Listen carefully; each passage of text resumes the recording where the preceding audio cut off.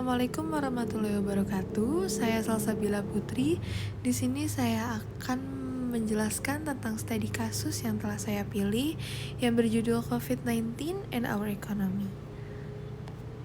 Nah, topik yang akan dibahas tentang judul studi case tersebut meliputi yang pertama adalah latar belakang, yang kedua adalah kontribusi dan kebijakan, yang terakhir adalah proyeksi.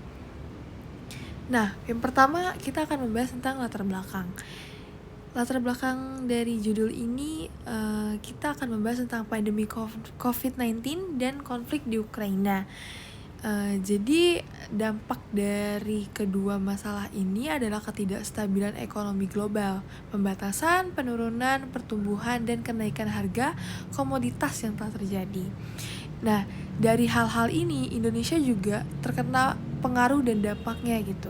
Prinsip keuangan Islam bisa membantu dalam menciptakan kebijakan inklusif. Kebijakan fiskal, moneter, dan struktural perlu diambil untuk mengatasi masalah ini. Proyeksi masa depan bergantung pada penanganan pandemi dan stabilitas geopolitik global. Jadi, dalam permasalahan COVID-19 dan konflik di Ukraina ini, Indonesia juga bisa nih kena dampak dari ekonomi global gitu. Nah, selanjutnya kontribusi dan kebijakan. Ekonomi dan keuangan Islam memiliki prinsip-prinsip yang bisa membantu mengatasi krisis.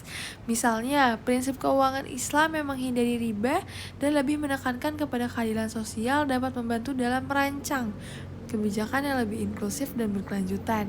Nah, yang selanjutnya adalah kebijakan yang diambil termasuk campuran kebijakan fiskal dan moneter untuk merangsang pertumbuhan dan mengendalikan inflasi. Negara bisa memberlakukan intensif fiskal, sedangkan bank sentral dapat menggunakan kebijakan suku bunga untuk mengatur inflasi. Institusi terkait juga bisa melakukan reformasi struktural untuk meningkatkan daya saing ekonomi.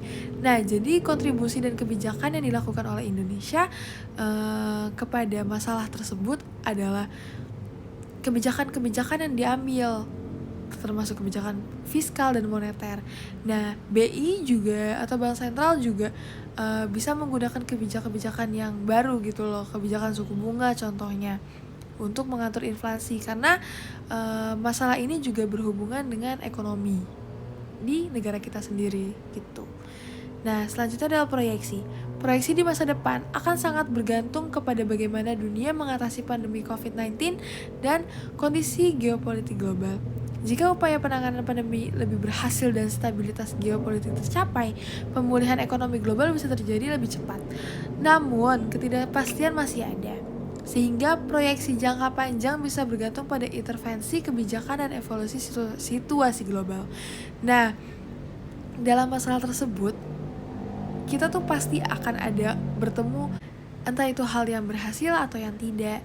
Nah, kalau misalkan kita bisa mengatasi pandemi dan geopolitikal tersebut dengan baik, stabilitas ekonomi kita akan lebih cepat pemulihan dan akan aman-aman aja gitu. Tapi kalau misalkan kita dari seluruh negara tidak bisa mengendalikan hal-hal tersebut, itu akan menjadi masalah yang baru. Contohnya seperti ramalan dunia di 2023 akan terkena masalah ekonomi yang internasional gitu loh.